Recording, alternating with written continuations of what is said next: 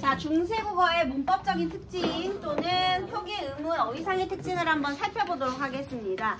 우리가 현대국어와 중세국어의 차이를 공부할 때 어떤 부분이 다른지 그 영역을 범주화해서 기억을 해야 정확히 공부를 할 수 있는 거예요. 자, 그러면 먼저 표기상의 특징. 일단 표기라는 게 뭐죠? 그렇지, 적는 법을 말하는 거죠. 그치? 적는 거예요. 자, 그러면 적는 법을 알아볼 건데요. 어떻게 적을 것인가 표기상의 특징, 적는 방법이에요. 자, 일단은요.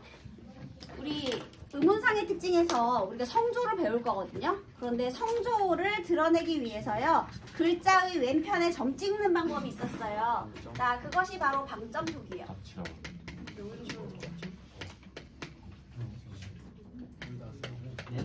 선생님 혹시 네. 표기가 네 번째 칸인 거 알고 계시나요? 네, 맞아요. 근데 일부러 이렇게 쓴 거예요. 혹시 모르실까봐. 아, 진짜 예민한 새끼 저거 어떡하지? 아니 그러니까 말씀을 드려야 될 것 같아요. 아, 일부러 이렇게 쓴 거예요. 자, 방점 표기. 얘들아, 방점 표기는 글자의 왼편에 점 찍어서 무엇을 드러내기 위한 방법이다? 성조를 드러내기 위한 방법이다. 성조는요, 중세 국어의 비분절 의문으로서, 자, 다시 우리 이 의문상의 특징 중에요, 성조부터 공부를 해보도록 하겠습니다. 왜요? 이거 1번 끝났어. 표기는 1번 끝난 거야. 연결해서 설명해야지. 얘들아, 의문의 정의가 뭐였죠? 길도 개쩐다. 말의 뜻을 구별해주는 뭐의 단위였지? 그치? 그래서 있잖아요. 소리마디의 경계에 따라서 어떻게 나눠줬죠? 경계가 불분명하면 비분절 의문, 분명하면 분절 의문. 그러면 얘도 똑같겠네?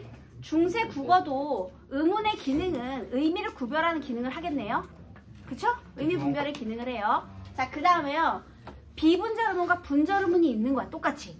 자, 그런데 현대국어의 비분절 의문 뭐가 있죠? 장단. 가. 억양도 있고요. 그 다음에 말 이렇게 소리의 길이도 있죠. 억양과 소리의 길이가 현대국어의 비분절 의문이라면 중세 때에는 소리에 높낮이인 성조가 있었어요. 소리의 높낮이에요.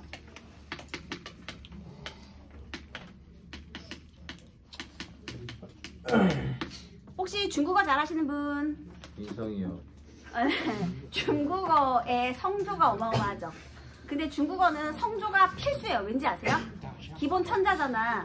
그러면 새로운 글자를, 만약에 새로운 의미가 생겨나면 계속 그 의미를 만들어내야 될 거 아니야. 글자를 만들어야 될 거 아니야. 그래서 성조에 따라서 같은 글자인데 성조에 따라서 의미를 다르게 하는 거지. 그러면 최소한 한 글자에 4가지 의미는 넣을 수 있으니까요. 그쵸? 그래서 성조 필수예요. 근데 우리는 뜻글자가 아니라 한글은 무슨 글자예요? 소리 글자. 그래서 굳이 성조 아니어도 의미 분별이 너무 잘 돼. 그래서 나중에 없어집니다. 자, 선생님이 중세 국어에서 뭐가 중요하다고 했냐면 현대 국어와의 차이점이 중요하다고 했거든요. 그럼 무조건 중요하겠지. 왜? 현대에 오면서 어떻게 됐으니까? 소실됐으니까. 자, 그런데 일단 비분절 의문이기 때문에 성조의 특징, 당연히 의미를 구별하는 기능을 한다 못한다? 한다가 되겠습니다. 자, 그러면 성조에 대해서 한번 알아볼게요. 성조는 소리의 높낮이긴 한데요. 4글자로 나눌 수 있어요. 어떻게 나누느냐? 첫 번째는 입성. 입성은요, 촉급히는 빠르게예요. 촉급히 닿는 소리. 빠르게 닿는 소리. 네, 맞아요. 촉급히 닿는 소리. 초크핀이라 들었어.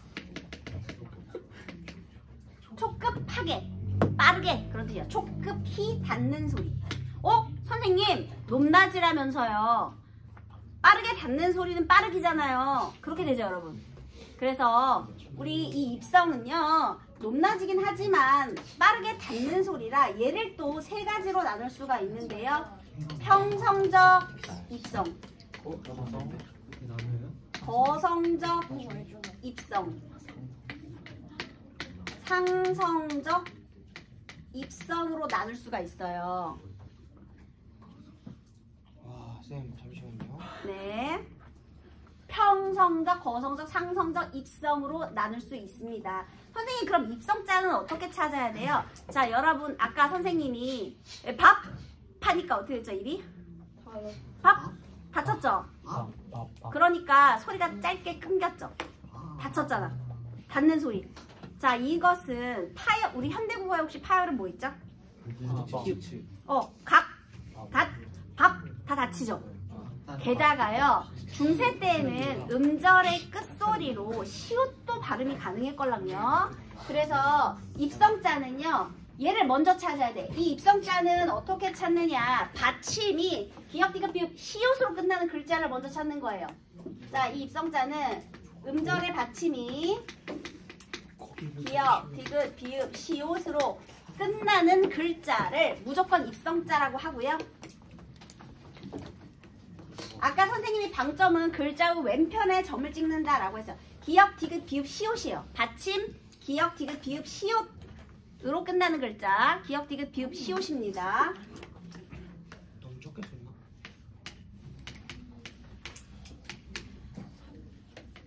점을 안 찍거나 왼편에 점을 하나 찍거나 왼편에 점을 2개 찍거나 하고 상관없이요. 점의 개수와 상관이 없다는 뜻이에요. 얘는 뭘로 찾아낼 거야? 받침? 받침이 기역, 디귿, 비읍, 시옷으로 끝나면 그냥 입성이야. 그러니까 점의 개수가 없어도, 점이 하나여도, 점이 2개여도 그냥 받침을 보고 결정한다는 거예요. 알겠죠? 그래서 입성자는 자, 점의 개수와 상관이 없더라. 그러니까 점이 없을 수도, 하나가 있을 수도, 2개가 있을 수도 있다는 뜻이죠. 근데 만약에 입성자를 드러낼 때 점을 찍지 않고 그러면 되겠니, 안 되겠니? 아니, 점이 없다는 게 아니라 없을 수도 있고 있을 수도 있다는 뜻이에요. 중요한 건 얘는 뭘 봐야 된다? 받침. 그러니까 점을 보는 게 아니라 받침을 먼저 보는 거니까 제일 먼저 찾아야 할 글자는 뭐예요? 입성자. 입성자 먼저 찾는 거야. 얘를 먼저 찾아. 입성자를 먼저 찾고, 자, 두 번째는요, 입성을 제외하고 나서, 입성을 다 빼고 나서 그 다음에 뭘 나누는 거야? 평성, 거성, 상성으로 나누는 거예요.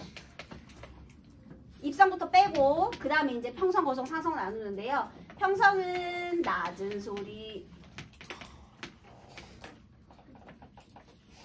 거성은 높을 거예요. 높은 소리. 약간 기울어지지 않았어. 닥쳐. 상성은 낮았다가 높아지는 소리 되겠습니다. 자, 그러면요, 여러분 한번 맞춰보세요. 받침이 기역, 디귿, 비읍, 시옷이 아닌 글자 중에서 평성은 글자의 왼편에 점을 몇 개를 찍어야 될까요? 안 찍는 거야. 맞아요, 안 찍습니다. 자, 그러면 거성은 기역, 디귿, 비읍, 시옷 받침을 제외한 글자 중에서 점을 1개, 상성은 점을 2개. 자, 여러분 OX 퀴즈 나가겠습니다.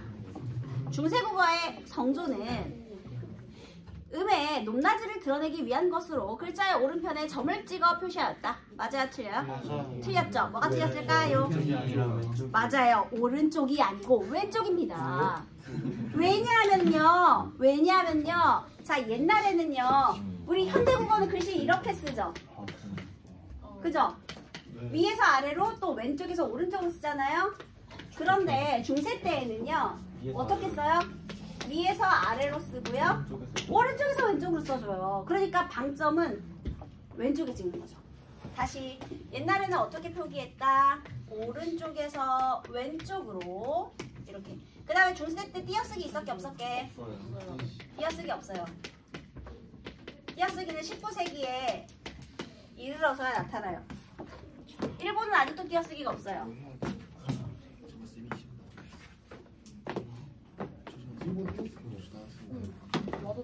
자, 실전편.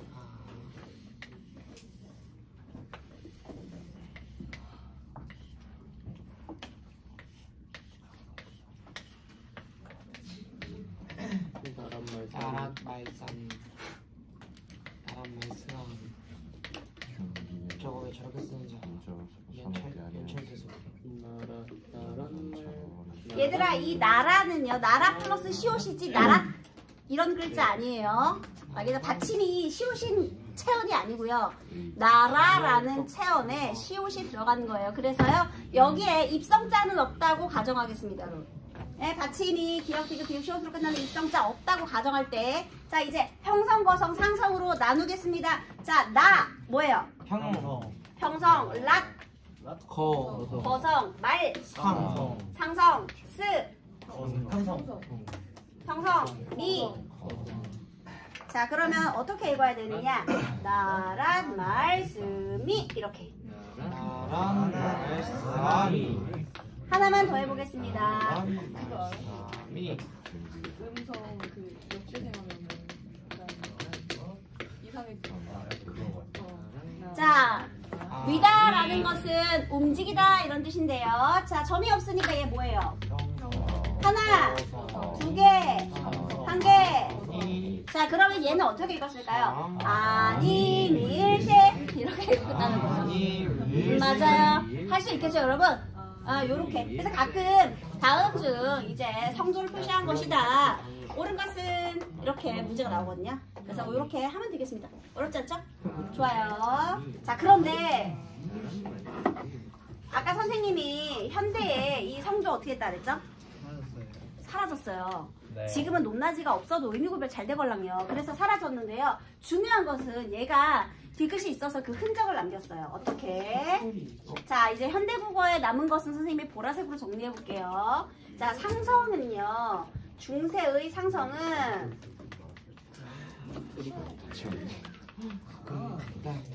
성조는 소실될 거예요.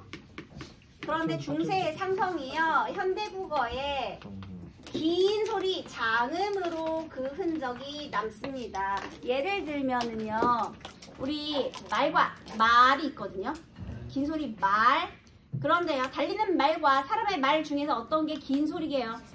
사람의 말. 수다스러운 말이 길어요. 말은 빨리 달리니까 짧은 소리고요. 자, 그러면 이렇게 되는 거죠. 여러분, 우리 성조를 드러내기 위해서 글자 어디에 점 찍었다고요? 말 되게 오랫동안 이렇게. 자, 그런데요. 현대 국어의 말소리. 그렇지. 점의 위치는 바뀌었지만요. 얘가 긴 소리로 그 흔적이 남아있다라는 것이죠. 그러면 현대 국어의 긴 소리들은 중세 국어의 어떤 성조였다? 상성이었다. 이렇게 되는 거예요. 그래서 이렇게. 그래서 나란 말씀의 그 말이 사람의 말이잖아요. 거기에 상성이었던 걸 찾아서 이게 현대 국어의 장음이 이 사람의 말소리가 장음인 이유가 바로 중세의 상성이었기 때문이구나. 이렇게 연결하시면 되겠습니다. 네. 됐죠? 예. 네. 그래서 잘 생각해 보면요. 경상도에는 아직도 옛날의 흔적이 많이 남아 있어요. 그래서 니 뭐 말을 그리 하노 이렇게 말하죠. 경상도에. 니 뭔 말을 그리 하노 말 이렇게 말하잖아요. 그러니까 성조의 흔적이에요. 사람 말할 때. 정말 봐라. 이때는 달리는 말이죠. 짧잖아. 네. 선생님도 서울 사람이기 때문에 사투리가 익숙하진 않지만 어쨌든 그렇습니다. 자, 그래서 이제 성조했고요. 이거 중세국어의 의문이었어요, 여러분. 자, 그 다음에 의문을 먼저 정리를 한번 해볼게요. 일단 여러분, 우리 지금 현대국어의 자음부터 얘 이제 비분절 의문이었죠? 여러분, 성조는 의미 분별의 기능 한다 못한다? 한다. 해요. 분명히 아까 말과 말 달랐잖아요. 의미 분별의 기능 하고요. 자, 비분절 의문인 성조가 있었고, 자, 이제 분절 의문으로 가보도록 하겠습니다. 여러분, 이거 성조 지울게요. 자, 그 다음 두 번째. 자, 이제 분절 의문인 자음과 모음에 대해서 한번 생각해 볼게요. 정신 차려, 현선아. 여러분 세세요. 자, 우리 분절 의문 중에서 자음을 한번 생각해 보려고 하는데요. 일단 우리 자음이든 모음이든 현대국어에 오면서 소실된 의문 있죠? 뭐가 있다고요? 이게 존재했다라는 게 특징이에요. 근데 여러분 혹시 나중에 중간에 여기 순경음, 비읍 이런 걸 배울 거거든요. 얘는 왜 여기 눈, 코, 입 점에 안 썼느냐면요. 얘는 기본자가 아니고 비읍이랑 이응을 가로, 세로로 이렇게 이어준 거죠. 두 개 쓴 거잖아. 합쳐서 쓴 거잖아. 그치? 맞아요. 그래서 요것은 이렇게 위아래로 합쳐서 쓴 것이기 때문에 얘는 소실된 의문이긴 하지만 이렇게 기본자 일단 얘만 적을게요. 이런 것들이 있었다라는 겁니다. 그래서 요것은 현대국어의 소실이 될 거고요. 사라질 거. 그 다음에요, 여러분. 우리 현대국어의 자음의 특징 중에서요. 현대국어의 자음은 삼지적 상관속을 가진 특징이 있거든요. 그게 뭐냐면 크크크, 프프프 이게 뭐지?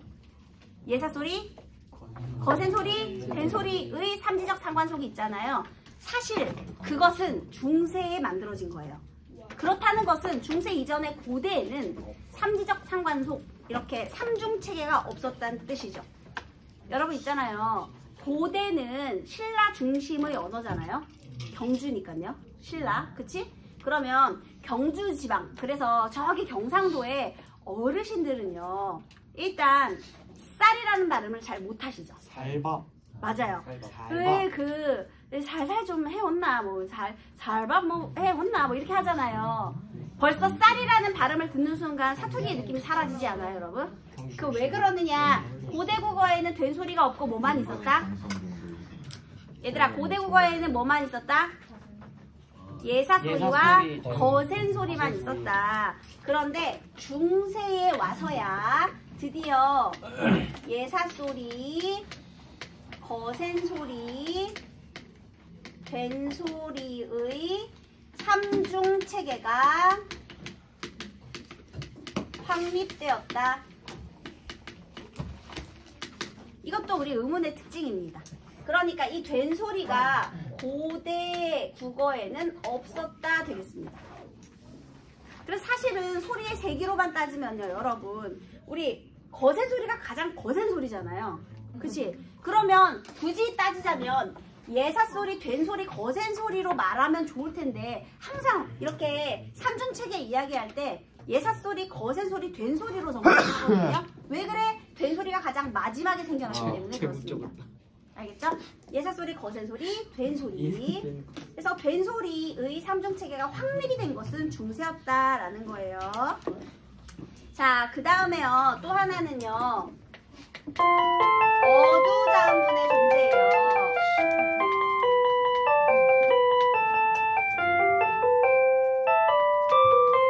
중학생된 느낌. 어두자음분은 단어의 첫 소리에 자음에 무리가 온다라는 것이거든요. 자, 여러분 옛날에 이 단어를 어떻게 읽었을까요? 쌀. 붓살입니다. 붓살. 쌀. 자, 이것을 된소리로 읽었다, 아니다. 아니다. 그래서 여러분 그 해에 새로 난 쌀은 뭐가 되는 거예요? 해붓살 되는 거죠. 많이 햇살 모으면 나. 네, 그 다음에요. 또 조에다가 쌀 붙이면 어떻게 되죠? 좁쌀. 그래서 좁쌀이에요. 여기에 비읍 받침이 왜 있나 이상했었죠. 이 어두자음분의 흔적들입니다. 해붓살, 조붓살. 그리고 여러분 벼의 씨앗을 뭐라고 하죠? 벼씨가 아니고 벽씨라고 하잖아요. 벼붓씨니까요. 그래서 이게 다 어두자음분의 흔적들. 자, 다시 어두자음분은 현대에 와서 뭘로 바뀐 거야? 현대에 와서는 된소리로 발음돼요. 어두자음분 자체가 없어졌죠. 근데 이게 이상하지 않아요. 원래 영어에 어두자음분 엄청 많잖아. 스프링. 이렇게 쓰잖아. 스프링. 어두자음분 3개 나왔지. 스프링 하잖아. 스프링 3음절 아니잖아. 그치? 이렇게. 아, 지금 아이가 모으면서 그렇게 쓰신 거예요? 네, 스프링. 스프링 아니잖아. 스프링이잖아요. 그죠? 그래서 요것은 어두자음분은 원래는 되게 흔한 건데 옛날에는 있었는데 지금은 사라졌다. 이렇게 되겠습니다. 그리고 또 우리 혹시 모음 중에서요, 여러분. 이중모음 이었던 것. 지금은 단모음. 혹시 현대국어에 단모음이 10개가 있는데 단모음 10개는 뭔지 아시나요? 키위, 조화. 맞아, 그거 키위 제외 금붕어 조화 있잖아요. 키위 제외 금붕어 조화. 얘들아, 아야어여 오요 우유 의하고 키위 제외 금붕어 조화의 차이점이 뭐야? 네? 아야, 어야, 오요, 우유, 의는 모음의 기본자고요. 키위 제외의 금붕어 조화는 초출자. 단모음 10개 말하는 거예요. 단모음은 발음이에요. 혀가 이제 혀의 위치나 입술의 모양에 변화 없이 발음할 수 있는 거. 자, 얘는 한 번에 발음하는 현대국어의 단모음이거든요. 근데 중세 때에는요, 얘놈이 뭐였다? 이중모음. 근데 이중모음 중에서도요, 단모음하고 반모음이 있잖아요, 여러분. 반모음이 뒤에 오는 것을 하향식 이중모음이라 불러요. 자, 그럼 얘는 어떻게 발음할게? 아이. 아 플러스 이. 아이. 그래서 아이, 어이, 오이, 오이. 오이 이렇게 읽어준다는 거죠. 얘는 전부 지금 이가 뒤에 오는 거예요. 그래서 얘를 하향식 이중모음으로 읽어주었다는 거. 옛날에 삼중모음도 있었어요. 이거는 어떻게 읽어야 될까? 안 보여. 어이 이어이, 이어이. 여 여에다가 이를 합친 건데 여는 이어잖아요. 이어이 이렇게. 이어이. 이어이 있으면 이어이 이렇게 읽었다는 거죠. 이어이 이렇게 삼중 모음으로 읽기도 했어요. 자, 이 하향식 이중 모음은요, 현대에 오면 뭐가 되죠? 반모음. 그렇죠. 이게 사실 되게 중요해요. 왜냐면요, 디폴턴. 이 중세국어의 주격조사의 쓰임과 관련이 깊기 때문에 얘 잘 기억해 두세요. 얘네가 이중모음이었다. 이렇게요. 그 다음에요, 아까 전에 우리 모음에 양성과 음성의 성격을 적용했다라고 했잖아요. 그치? 그거 좀 양성과 음성을 서로 어울려서 쓰는 모음 조화가 현대국어보다는 보다 엄격하게 지켜졌어요. 그래서 현대국어에도 모음 조화 많이 남아있죠? 콩닥콩닥 콩닥콩닥 이런 거. 그래서 양성모음은 양성모음끼리, 음성모음은 음성모음끼리 쓰는 건데요. 여러분, 양성모음과 음성모음의 종류 아주 간단해요.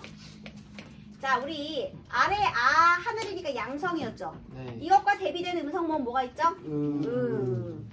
그 다음에 오와 대비되는 음성모음은 우. 아와 대비되는 음성모음은 오. 이렇게 대립이 있었다는 거예요. 근데 뭐가 사라졌니? 얘가 사라졌잖아. 그래서 무너지게 되는 거예요. 저 아래 아는요, 후설 저모음이라고 하거든요. 아와 어와 오의 중간 발음이에요. 그래서 위치가 애매해요. 그래서 사라집니다. 아와 어와 오의 중간 발음. 이런 발음입니다. 이런 거. 그래서 아마 얘가 사라지면서 모음 조화가 문란해지지 않았나 이렇게 생각을 해볼 수 있다는 것이죠. 자, 그 다음에요, 여러분 우리 의문의 변동 여러 가지 옛날에 배웠었잖아요. 근데 의문의 변동 왜 일어나죠? 의문의 변동은 왜 일어나죠? 맞아. 근데 일단 아직 처음이지. 그럼 의문의 변동이 벌써 일어났을까? 사용해 보다가 불편하니까 일어나는 거 아닙니까? 그래서요, 어떤 의문 변동도 아직은 안 일어났어요. 예를 들면은 구개음악 안 일어나고요. 그 다음에 두음 법칙 안 일어나고요. 이거 전부 지금 이거 의문적인 특징이에요. 의문의 변화니까. 그 다음에 원순 모음악 안 일어나고요. 그냥 다 안 일어났어, 얘들아. 이건 나중에 근대 또는 현대에 가서야 나타나니까요. 나중에 근대에 가서 일어날 거야. 얘들아, 근데 구개음악은 뭐야? 디귿, 티귿이 이 또는 반모음 이를 간단하게 디귿, 티읕이 지읒, 치읒으로 교체되는 거죠. 이 모음 앞에서. 그럼 두음 법칙은 뭐야? 리을이나 리을 탈락하는 거. 리을 탈락. 현대국어에서도 고유어에서도 일어납니다. 그래서 네, 두음 법칙은 예를 들면 남녀 리르다 쓰시마 모르겠어요. 리르다가 이르다거든요. 네. 그래서 이 모음 앞에서 니은 리을 탈락하는 거, 이런 것들이 니은 탈락하는 거, 이게 두음 법칙이고요. 얘들아, 원순 모음에서 순이 무슨 글자라고 했지? 원은 동그란 거죠. 네. 평순 모음인 봐봐, 입술이 평평하지. 자, 입술 소리 아래, 입술 소리는 무브뿌프 입술 소리예요. 입술 소리 아래에 평순 모음이었던 가 원순 모음인 우로 바뀔 거예요. 또는 오 이런 걸로. 근데 아직 안 일어났어. 그러니까 얘는 간단하게 말하면 물이 되고 글이 불이 되는 거, 풀이 되고 풀이 되는 거, 이런 거. 이런 게 원순 모음하거든요. 동그랗게 변했다라는 거예요. 근데 안 일어났다. 그냥 안 일어났어. 그냥 음음규칙은 안 일어났다 이렇게 보시면 되겠습니다. 근데 애들이 많이 실수하는 것 중에 하나가요. 왜? 어디 적을까요? 이거 음문상의 특징이라니까. 음운상 특징에 적으면 되겠다. 8, 9 이렇게. 자, 그런데 여러분 요거 분명히 다 아는 개념이거든요. 근데 예를 들면 이런 거 있잖아. 만약에 이렇게 시험지에 이런 게 있었어. 현격해. 자, 여기에서 두음 법칙이 일어나지 않았다. 맞구나. 애들 이걸로 실수 엄청 많이 한다. 분명히 두 개 말하는 걸 알고 있는데 그냥 안 일어났다에만 꽂혔나 봐. 그래서 두음 법칙과 구개음화의 개념을 헷갈려서 틀린 애들이 너무 많아요. 그 다음에 니르고저 할 때 있어도 얘들아 뭐가 안 일어났다고? 근데 여기서 구개음화가 안 일어났다 이거 틀려온 애들 엄청 많아. 그러면 나중에 땅을 치고 해야지. 그리고 애들이 꼭 하는 말이 있어. 아는 거였는데 알긴 뭘 알아. 제대로 알아야지. 자, 그래서 이렇게 음운규칙들은 일어나지 않았다 이렇게 이해해 보시면 되겠습니다. 자, 이제 표기상의 특징으로 다시 가겠습니다. 우와. 자, 우리 표기상의 특징에서요. 일단은 점을 찍어서 비분자로분이 성조 드러냈고요. 그 다음에 띄어쓰기는 하지 않았고 오른쪽에서 왼쪽으로 위에서 아래로 이렇게 써줬다라는 것도 특징이 있었고요. 네, 그렇게 썼잖아요. 그 다음에 또 하나 표기상의 특징은요. 일단 원래 그 전에 우리 한글이 창제되기 이전에는 한자를 썼을 거 아니야. 그래서 한자 음의 표기 방법이 아주 중요했어요. 맞아요. 한자 음의 표기. 얘는 크게 두 가지가 있습니다. 첫 번째는요. 동국 정운식. 한자음 표기가 있어요. 동국정운이 동쪽의 바른 음운이거든요. 그래서 한자의 음운 사전이에요. 그러니까 한자 음을 한글로 어떻게 적을지를 적어 놓은 책입니다.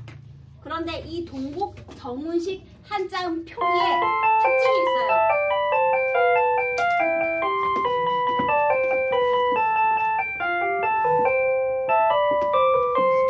자, 동국정운식 한자음 표기의 특징은 무엇이냐면요. 일단 중국의 글자는 너무나 완벽해요. 그리고 우리가 격식을 차려야 돼요. 자, 여러분 우리가 손님을 맞이하는데 바지 안 입고 나갈 수 있어요? 예. 맞아요. 자, 이거 한번 볼까요?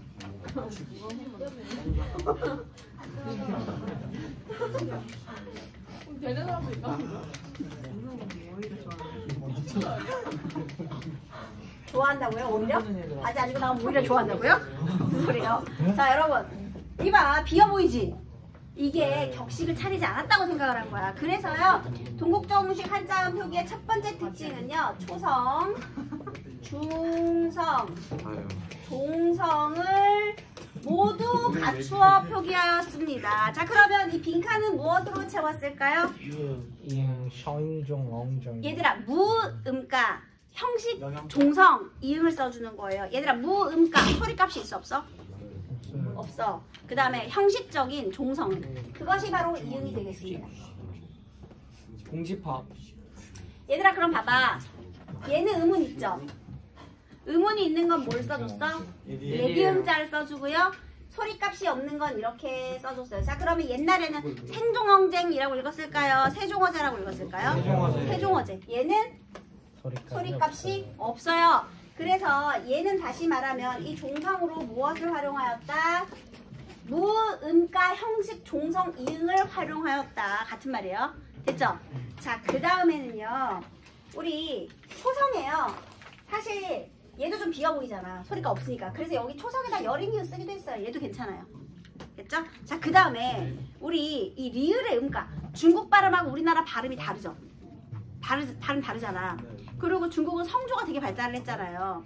그래서요, 리을의 입성을 표기하기 위한 방법이 있었어요. 그게 뭐냐면요, 우리 중국의 리을이, 우리나라는요, 리을은 그냥 를이잖아요. 네. 근데 우리 아까 입성은 어떤 소리라고 했죠? 입성? 리을이 닫히니 우리말에서? 근데 중국은 리을을 끊어줘요. 헐 이렇게. 우리말은 없는 발음이야. 그래서 헐 이렇게 끊어줘야 되기 때문에 리을의 입성을 드러내기 위해서 여린 히읗을 활용해 준 거예요. 리을을 짧게 끊어쳐라. 맞아요. 그래서 이게 바로 절음 부이도 하면서 이영보래라는 방식인데요. 이런 건 중요하지 않고 이때는 입성자를 드러내기 위한 것이다. 한자어에서. 한자어 알겠죠? 한자음에서. 그래서 얘가 일종의 기호로 역할을 했다. 음운 소리값이라기보다는 끊으라는 기호로. 여기서 끊어 이렇게. 뭐라 적히는 거예요? 이거 기호. 그 옆에요. 입성. 리을의 입성. 오케이. 이름이 뭐라고? 입성. 리을 여린 히읗. 기호. 초중 종성을 모두 썼다. 네 목소리 이렇게 담겨. 자, 괜찮아요. 자, 그 다음에요. 얘는요, 또 중요한 특징이 있어요. 최대한 이상적인 글자인 중국의 음을 훼손하면 안 돼요. 그래서 최대한 중국의 원음에 가깝게. 지금도 빨리. 다문화 중심. 그래서 얘는 이상적 표기예요. 예를 들면 우리 이게 중국이거든요.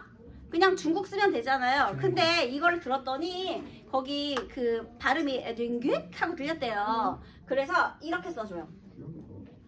그냥 우리나라로 나라국이니까 국 쓰면 되잖아. 근데 에귀 이렇게 들리는 거야. 그래서 어귀 이렇게 써줍니다, 여러분. 이게 뭐라고요?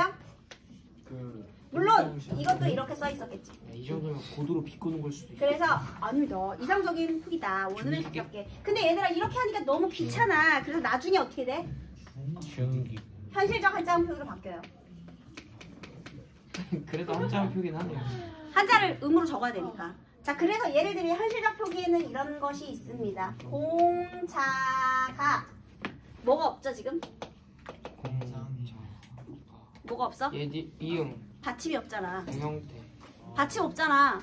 그지? 얘가 만약에 동국정식 한자음 표기로 쓰려고 그러면 여기다가 이거 채워줘야 돼요.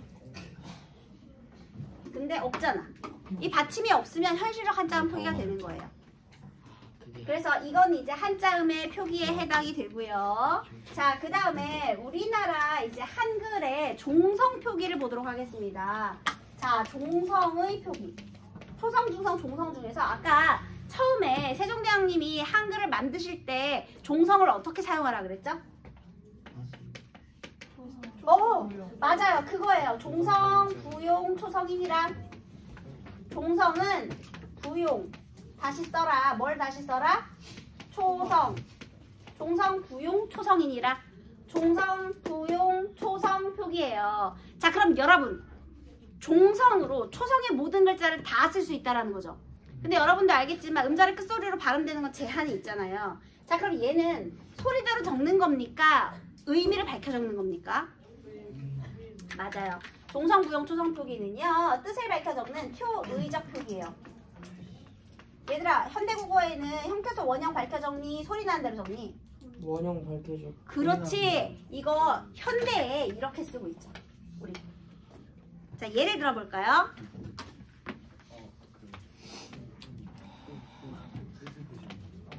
그녀다리. 우리 용비어천가예요. 꽃 좋고 여름 하느니라는 부분이 있어요. 옛날에 플라워 그 꽃을 이렇게 꽃이라고 썼거든요, 여러분. 그런데 받침으로 지금 뭘 썼죠? 지읒. 자, 여기서 잠깐. 우리 종성의 발음, 현대국어에서 음절의 끝소리 발음할 수 있는 거 몇 개야? 7개. 7개. 가느다라 물방울 7개. 그쵸? 자, 그런데요. 중세 때에는요. 8개를 발음할 수 있었거든요. 그래서 소리 나는 것만 적어. 뭘 이걸 쓰냐. 어차피 한글은 발음 기호인데 8종성만 적자. 8종성 표기법이 있었어요. 8종성 충분히 사용할 수 있다. 가족용 똑같아요. 가족용 이거 안 적어도 돼. 가족용 안 해도 돼. 그냥 8종성이라고만 적으면 돼, 얘들아. 자, 8종성 8개 어떤 게 있다고요? 가느다란 이역, 이은, 디귿, 리을, 그리고 그녀다리만 보여. 미음, 비읍. 원래는 이응이잖아, 얘들아. 그치? 근데, 맞아요. 시옷도 발음할 수 있고요. 자, 그 다음. 그냥 이응 쓰면 돼, 안 돼? 예, 니을 써야죠. 가, 조경 충분히 사용할 수 있다. 8개만 써라. 이런 뜻이에요. 얘들아, 우리 특히 의고 친구들 요거 서술형 문제 또 단골 출제됩니다. 팔종성법 설명해라. 팔종성은 음절의 끝소리에 소리 날 수 있는 8자음만 쓰는 것이다. 그 8개가 뭐다? 기역, 니은, 디귿, 리을, 미음, 미음, 시옷, 그리고 이거 예디음. 이제 학교 시험 문제에 어떤 문제가 발생하느냐면요, 대부분 명조체로 되어 있어요. 학교 시험 문제가. 그쵸? 그래서요, 애들이 팔종성, 기역, 니은, 디귿, 리을, 미음, 비읍, 시옷, 이응으로 표기하는 것이다. 이렇게 돼 있어요. 근데 명조체 이응은 자세히 보면 이렇게 생겼거든요, 여러분. 아 맞아요. 그래가지고 선생님 저는 이게 꼭다리가 있는 이응인 줄 알았다고요. 말도 안 되는 소리라고 있어. 예디응은 누가 봐도 내가 예디응이다 이렇게 써 있어요, 여러분. 그래서 선생님 이거 자세히 보면 이렇게 되어 있지 않아요? 그럼 말도 안 되는 소리 하지도 마세요. 예디응과 차이가 분명히 있습니다. 나중에 우겨봤자 소용이 없어요. 예디응 입력할 수 있어요. 예, 한글에 옛날 옛 한자 그 표기 입력표가 있어요. 그럼 반칙. 다 돼요. 안 해도 되고 다 됩니다. 자, 그래서 여러분 여기에 요 구분해서 팔종성 표기 여기에 그냥 이응 쓰면 틀리는 거야, 얘들아. 그건 후음이야. 알겠지? 이거 진짜 많이 틀려요. 저거 좀 뭐라 쓰신 거예요? 뭐요? 표의적? 아니요, 그 밑에요. 이거? 팔종성 가족용? 가족용. 네, 가족용 안 써도 돼요. 팔종성 표기라고만 할게요. 헷갈리니까. 네. 자, 그래서 얘들아, 팔종성 표기는 소리 나는 대로 적는 거야? 뜻을 밝혀 적는 거야? 소리. 소리. 표, 적. 표기법이라는 거죠. 현대국어에서 발음할 수 있는 거, 근데 이 중에서 얘 없죠? 네. 얘 발음 못하잖아. 그래서 가느다라 물방울 저렇게만 발음하잖아요. 근데 옛날에는 현대 국어와는 달리 8개의 자음을 발음할 수 있었다. 그러면 맞는 소리가 되겠습니다. 됐죠? 그래서 동성 표기했고요. 자, 그 다음 자,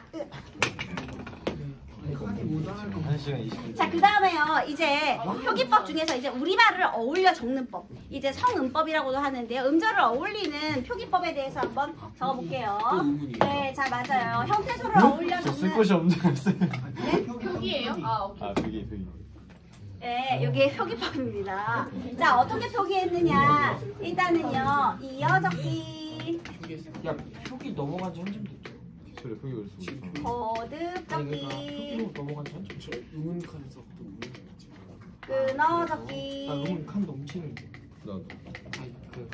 네, 그래서 여러분 그래도 중세국어에 필기를 많이 하고 집에 돌아가면 뿌듯하긴 합니다. 이해는 못했어도. 이해는 못해. 네, 그래서 그거는 전형적인 허수 아니에요. 근데 그거는 집에 가서 복습하면 또 생각이 나요. 보세요. 네, 그러면 아마 예민한 새끼 하나만 기억날 거예요. 자, 우리 아니 선생님이 했던 말 중에 아니 저 예민한 새끼 요것만 기억이 날 거예요. 아, 미안합니다. 자, 이어적기라는 것은 연달아 적는다, 연철이라고 하고요. 끊어 적는 건 나누어 적는다, 분철이라고 하고요. 거듭 적기는 중철이라고 하는데요. 현대 국어는 이어 적을까 끊어 적을까? 얘들아, 이어 적는다는 건 소리대로 적는다는 뜻이고요. 표, 음적. 끊어 적는다라는 건 뜻을 밝혀, 형태소를 밝혀 적는다는 뜻이에요. 표의적인 표기가 되겠습니다. 자, 그러면 다시 선생님이 한번 예를 들어볼게요. 우리 말씀이라는 단어와 이를 적을 거예요. 자, 이어 적으려면은요, 일단 앞말엔 받침이 있고, 얘들아 이거 형태소와 형태소를 합쳐 적는 법이거든요. 그런데요, 앞말엔 받침이 있고 뒷말이 모음으로 시작해야 이어 적을 수 있는 거야. 그치? 자, 그러면 얘를 이어 적으려면 어떻게 적어요? 말쓰아미. 자, 요렇게 적으면 이어 적기가 되겠죠. 그러면 거듭 일단 끊어 적어볼게요. 끊어 적으려면 어떻게 적어야 돼요? 자, 이렇게 적으면 끊어지는 거죠. 그러면 형태소와 체험과 조사를 끊어서 적었네. 형태소를 밝혀 적은 거네. 그래서 현대 국어의 표기법이 바로 이겁니다. 현대 국어의 표기법. 끊어 적기. 자, 그 다음에 중철은 어떻게 적는 거냐면요. 두 번 적는 거예요. 근데 중철은 왜 그랬느냐? 우리 생각해보니까 처음에는 발음하는 대로 적다 보니까요. 이렇게 적었거든요. 원래는 이렇게 적었어. 근데 의미 구별이 어렵잖아. 쉽게 파악이 안 되잖아. 소리 단어로 적으니까. 그래서 점점 끊어 적기로 발전해가는 과정에서 과도기적인 형태로 잠깐 등장합니다. 과도기의 형태예요. 그래서 사실 이 거듭 적기는 몰라도 돼요. 뭐만 알면 돼? 연철과 분철만 알면 돼요. 근데 여러분 무조건 연철만 쓰고 무조건 분철만 썼을까? 아니요. 이어적기나 끊어적기의 형태가 나타나는데 중세 때에는 무엇 위주의 표기를 했을까? 이어적기 위주의 표기를 했어요. 왜냐하면 처음에 소리백자로 만들었기 때문에. 소리 나는 대로 적어야 되기 때문에. 그래서 중세 때에는 이어적기 위주에서 점차 끊어적기로 변해가는 표기법이 있더라. 이렇게. 현대국어는 이렇게 쓰죠. 근데 지금 중세 때는 아직은 이어적기 위주의 표기를 한다. 이렇게 되겠습니다. 자, 그 다음에요. 우리 기본자 너무 적잖아요, 여러분. 그지? 자음 모음의 기본자가 28자밖에 되지 않는단 말이에요. 그래서요, 글자를 어울려 쓰는 방법, 그게 바로 병서예요. 자, 병서자는 자음을 나란히 쓰는 방법인데요. 이거 제가 말 안 했어요. 나란히 쓰는 것인데요. 우리 같은 자음을 나란히 쓰는 것, 어떤 거? 분철, 표의적, 끊어적기, 거듭적기, 중철, 이어적기, 위에 아래. 어떤 거? 뭐 어떤 거? 연철, 표음적, 어떤 거요? 됐어요? 어떤 거? 아니요. 됐어요? 자, 이제 병서는 자음을 어울려 쓰는 법이에요. 자, 그런데요. 같은 자음을 쓰면 각자 병서 표기라고 하고요. 다른 자음을 어울려 쓰면 합용병서 표기라고 해요. 이거 왜 중요하냐면요. 이게 뭐야? 이거 왜 중요하지? 생각할 수 있겠는데요. 각자 병서는 쌍디어, 쌍디귿, 쌍시옷 이런 것들. 현대국어의 각자 병서 어떤 소리로 발음하죠? 된소리. 근데 얘들아 중세에 된소리가 처음 등장했어요. 우리도 혼란스러워. 중세 애들도. 그래서요. 된소리의 표기를 각자 병서만 사용한 게 아니에요. 자, 그러면 합용병서자는 무엇이 되느냐? 뭐 얘도 합용병서자가 되겠죠. 2개 이상 썼으니까. 이게 합용병서자야. 그치? 자, 그러면 된소리의 표기로 합용병서를 사용하였다도 안 되고, 그 다음에 나란 말씀 있잖아요. 이게 15세기에는 이렇게 썼다가 16세기에 되면 다시 말씀으로 바뀌거든요. 그러니까 엄밀히 말하면 된소리로 발음했을 수 있지. 근데 된소리 표기에 얘를 이용한 건 아니라는 겁니다. 하지만 얘를 된소리로 발음했을 수는 있죠. 그래서 이 된소리 문제 때문에 얘네들이 자꾸 나오는 거예요. 자, 그 다음에 여러분 합용병서를 이용해서 어두자음군을 표기하였다. 괜찮죠? 네, 이렇게도 쓸 수 있었다는 겁니다. 그 다음에 여러분 부서라는 게 있어요. 부서라는 것은요, 우리 모음을 어디다가 붙였을까거든요. 그래가지고요, 모음을 붙여서 쓴다. 예를 들면 자음 오른쪽 왼쪽 중에 우리 자음의 왼쪽에 모음 쓰는 거 본 적 있어요? 이렇게 쓰냐? 아니요. 오른쪽에만 쓰죠? 그죠? 자, 그 다음에 위아래 중에서 이렇게 써요? 이렇게 쓰죠? 이게 부서예요. 오른쪽에만 쓰고 왼쪽에만 쓰고. 아니요, 의도하지 않았어요. 이렇게 쓰는 거죠. 네, 그 다음에 또 그 연서자라는 게 있어요. 연서자는 이제 그 리어쓰기라고도 하는데요. 연서자는 뭐냐면 위아래로 붙이는 거야. 아까 무슨 자가 있었다 그랬지? 순경음자 있었다 그랬죠? 맞아요. 이렇게 위아래로도 이거 병선은 옆으로 쓰는 거잖아 이렇게. 근데 이렇게 위아래로도 쓸 수 있었다는 거야. 네, 그냥 요 정도만. 자 이렇게 해서 우리 토기상의 특징도 살펴보았습니다. 자 이번에는